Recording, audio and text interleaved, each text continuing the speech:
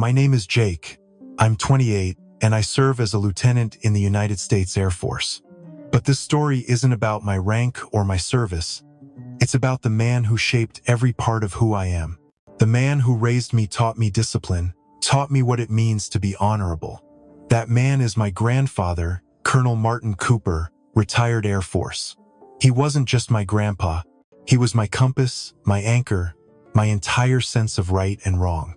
When I lost my mom at 8 and my dad started vanishing into long work trips, it was Grandpa who stepped up. He wasn't soft or gentle, but he was always there. From morning runs before school to the way he folded his shirts with military precision, I grew up in a house where respect wasn't demanded. It was earned. I never once questioned his strength, until one day I had to. It started with coffee, a single cup poured for him by someone we trusted. At first, I thought maybe age was just catching up to him. He'd get drowsy, forget small things, slur his words like he was on some kind of sedative. But only after drinking that coffee, not before. Not after the meals I made. Just that one damn cup. I tried to ignore it, told myself I was overthinking, but something kept gnawing at me. The gut instinct that every soldier knows not to forget. I wish I had been wrong. I wish this story were just about an old man and a bad reaction to caffeine. But it wasn't. What I found when I started looking deeper shook everything I believed about my family. I'm telling this story because I think someone out there needs to hear it. Because when people talk about betrayal, they rarely talk about when it comes from the people who raised you. And no one ever tells you what to do when the person you trusted most might be the one in danger. What do you do when the weapon isn't a gun or a knife, but a cup of coffee handed over with a smile? When I think about my childhood, I don't remember cartoons or summer camps. I remember early morning wake-ups at 5:30, the sound of boots on tile, and the smell of black coffee brewing in the kitchen. That was life with Colonel Martin Cooper. My grandfather didn't raise me the way most kids get raised. He raised me like a soldier who just happened to be small and grieving. My mom passed when I was 8. It was a car accident. Suddenly, brutally, it left a silence in the house that only discipline could fill. My dad couldn't handle it. He threw himself into work, into travel, into anything but parenting. So Grandpa stepped in without hesitation. He cleared a room in his house for me that very week. I didn't just move in. I entered a whole new world. Grandpa had this presence. He didn't yell to command a room. He didn't need to. One look, one pause between words, and you straightened up. But with me, there was always a softness beneath the steel. He made sure I knew why rules mattered, why respect wasn't just for others, but for yourself. Every morning, we made our beds with hospital corners. Every evening, we sat down to dinner like it was a ceremony. And in between, he taught me how to clean a rifle, change a tire, and look people in the eye when I spoke. But it wasn't just the lessons, it was the stories. He told me about flying cone 130 seconds through desert storms, about losing men and holding on to purpose. He never glorified war. He talked about what it meant to serve, to come home with your honor intact, even if your body was broken. I learned about sacrifice long before I could spell the word, and more than once, I caught him looking out the window at night like he was remembering a name he hadn't said in years. We weren't just family, we were a unit. My friends at school had soccer dads or PTA moms. I had a war hero teaching me how to stand tall even when the world felt like it was crashing down. When I got into the Air Force Academy, he was the one who hugged me first. No tears. Just a quiet hand on my shoulder and a look that said, "Now you understand." But time changes everything. Even men made of iron get tired. A few months ago, I noticed him moving more slowly, forgetting simple things. Not in a scary way at first. Just small slips. I told myself it was age, that it was normal. But deep down, something didn't feel right. Something about the way his eyes dulled after breakfast. The way his hands shook when he thought no one was watching. That's when I started paying closer attention. That's when I began to realize something wasn't adding up. It started subtly. Grandpa would drift off mid-sentence or stare at the wall like he was lost in time. At first, I chalked it up to age. He was in his late 70s, after all. But something about the way it came and went didn't sit right with me. One morning, I noticed the pattern. Every time my stepmother, Diane, made his coffee, he'd be out of it by noon, slurring words, forgetting where he put things. Once, he almost took his blood pressure meds twice. But the days I made the coffee, he was sharper, quieter, but aware. The difference was night and day. I tried brushing it off. Maybe it was a coincidence. Maybe I was just being protective. But when he nearly collapsed trying to get to the bathroom right after finishing a full mug Diane handed him, I stopped pretending. Something was wrong. I stopped letting her near his coffee. Without saying anything, I got up earlier than usual and made it myself. Within days, he was more alert. He started finishing crossword puzzles again. His hands stopped trembling. Still, I needed proof. My gut wasn't enough. So one morning, I waited until Diane stepped out of the kitchen and switched mugs. She poured one for Grandpa, but he ended up drinking the one I had brewed. I poured the one she made into a small glass vial I'd bought online. I labeled it with the date and time, then hid it behind the furnace in the garage. I repeated that same routine 3 more times over the next week, always when she wasn't looking, always storing the samples where no one would find them. Then I took them to a private lab 2 towns over, used a fake name, and paid cash. I told them I needed toxicology results. They said it would take 3 days. Those were the longest 3 days of my life. Every moment I looked at Grandpa, I kept wondering if I was crazy. If I had let paranoia twist my mind, maybe it was nothing. Maybe she was innocent and I was just looking for a villain. But when the results came back, the truth hit like a punch to the gut. Each sample contained trace amounts of a strong sedative. Zolpidem, commonly prescribed as a sleep aid, potent in older adults, dangerous when used daily. And it had been in his cup. Every single time she made it. My hands shook while holding that report. Not because of fear, because of rage. I wanted to confront her, scream, demand answers. But I didn't. Not yet. Because I needed more than just a report. I needed the full picture. I needed the truth on camera. I waited until a quiet Sunday afternoon. The house was still, and Grandpa was sitting in his recliner, his favorite blanket draped over his knees. His eyes followed me as I walked in, steady but tired. I took a deep breath, pulled out my laptop, and sat beside him. I didn't speak right away. I just opened the video file and hit play. It was footage from the small camera I'd hidden in the kitchen. We watched in silence as Diane stirred his coffee, slipped something from her sleeve, and dropped it into the mug before walking it out of frame. For a long time, he didn't move. His hands were still on the armrests, but his fingers had gone pale, his jaw clenched. Then, slowly, he leaned forward, as if to get closer to the screen.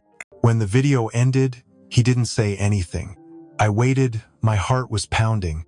I didn't know what scared me more, his reaction or the possibility that he might not believe what he just saw. But he looked at me, and his voice was steady.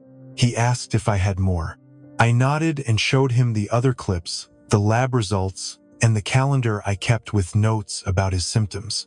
When I finished, he sat back and stared at the ceiling for a long time. Then he said something I'll never forget. He said, "That explains the fog." That week, we made a silent pact. I made every cup of coffee myself. I watched him closely, checked his medication, and managed his schedule. Within days, the difference was undeniable. He was sharper, more alert. His humor came back, dry and biting like always. He started taking walks again. He even corrected me on an Air Force acronym I'd misused. The man I knew was coming back. When I asked if he wanted to go to the police, he shook his head. Not yet. He said if we rushed it, they'd just spin it. Say it was a misunderstanding or blame it on his age. He wanted to confront them, but on his terms. Not with the law, with truth, in front of everyone who mattered. That's when we came up with the plan. Thanksgiving, everyone would be there. Family, friends, people who had known him since before I was born.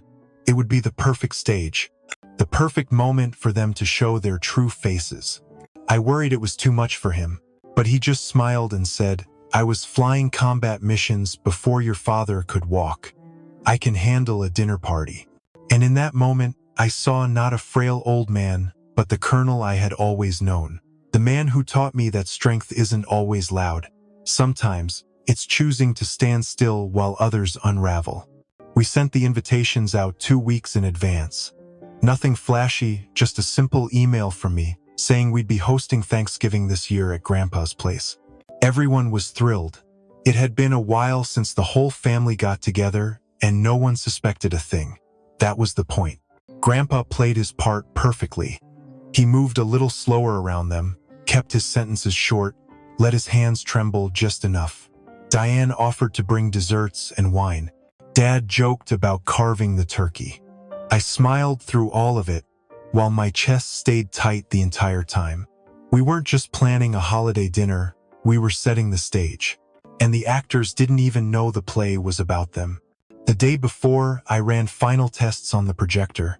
I'd hooked it up in the den just behind the sliding barn door we never used.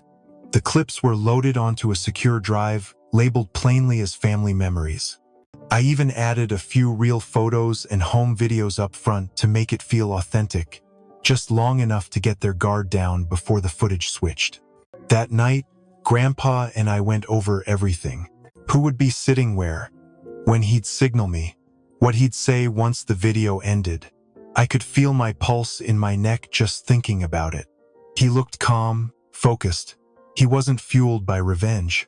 He was fueled by clarity. On Thanksgiving morning, the house filled with voices and footsteps. Smells of roasted turkey, sweet potatoes, and fresh pie masked the tension under my skin. I caught Diane placing a coffee mug near Grandpa's seat. I quietly switched it with one I had made earlier. She didn't notice. At exactly 2:45, just after dessert, Grandpa gave me a slow nod. I walked over to the wall and dimmed the lights. The screen lit up. Laughter echoed as childhood photos danced across the wall. Then, without warning, the footage shifted. The room fell silent. And in that silence, I knew everything was about to change. The moment the footage shifted from home videos to the hidden kitchen camera, you could hear the air leave the room. The screen showed Diane dropping pills into Grandpa's coffee, again and again. Then it cut to the lab results, followed by a time-stamped calendar I had built, mapping every symptom to every dose. Nobody moved. Forks hovered midair, faces froze, and then the whispers started. My dad was the first to speak. He said it was fake, said I must have edited it, twisted something. Diane turned on him so fast I thought she might scream. She said it was his idea, that he told her Grandpa was a burden, that they were only trying to keep things calm until the estate was settled. My cousins looked sick. My aunt left the room with her hand over her mouth. Then, just as the chaos started to rise, Grandpa stood up, no tremble, no struggle. He looked 10 years younger in that moment. The room went still again. When he spoke, his voice was clear and deep, the way I remembered from when I was a kid. He didn't shout. He didn't accuse. He simply said he forgave them. He said he wasn't doing it because they deserved it.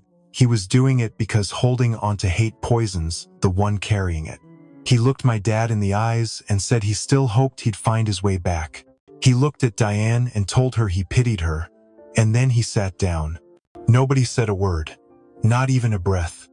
It was like the air in the room had thickened. My dad slumped in his chair, all the color drained from his face. Diane looked away like she couldn't bear to meet his eyes. The room wasn't just silent. It was broken, not by anger, but by the one thing none of them expected, grace. I didn't cry right then. I was too stunned. But later that night, when I was alone, I let it all out.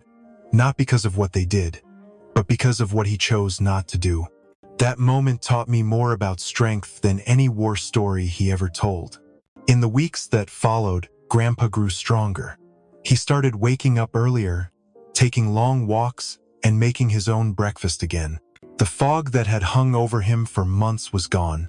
His voice carried more weight. His memory sharpened. He wasn't just recovering. He was reclaiming every piece of himself that had been slowly chipped away. My dad never apologized. Neither did Diane. They left quietly, like they were trying to disappear before anyone could say what we were all thinking. There were no lawsuits, no police reports. Grandpa said it best.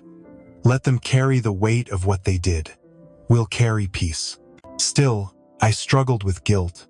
For not seeing it sooner, for doubting my instincts, for letting it happen right under our roof. But every time I brought it up, Grandpa just smiled and said, "You did what mattered. You stood up when it counted." I think part of me wanted to see him angry, wanted to see him lash out, just once, to prove how hurt he really was. But he never did. That wasn't a weakness, that was his kind of strength.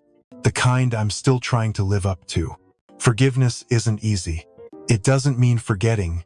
It doesn't mean pretending it didn't happen. It means choosing to live without bitterness, even when it would be easier to hold a grudge. Grandpa taught me that. Not with a lecture, not with a book, but by standing tall in a moment when most people would have broken. If you're watching this and you've been betrayed, I don't have all the answers, but I can tell you this. Sometimes the most powerful thing you can do isn't to fight back, it's to forgive. Not for them, for you, because forgiveness doesn't make you weak, it sets you free.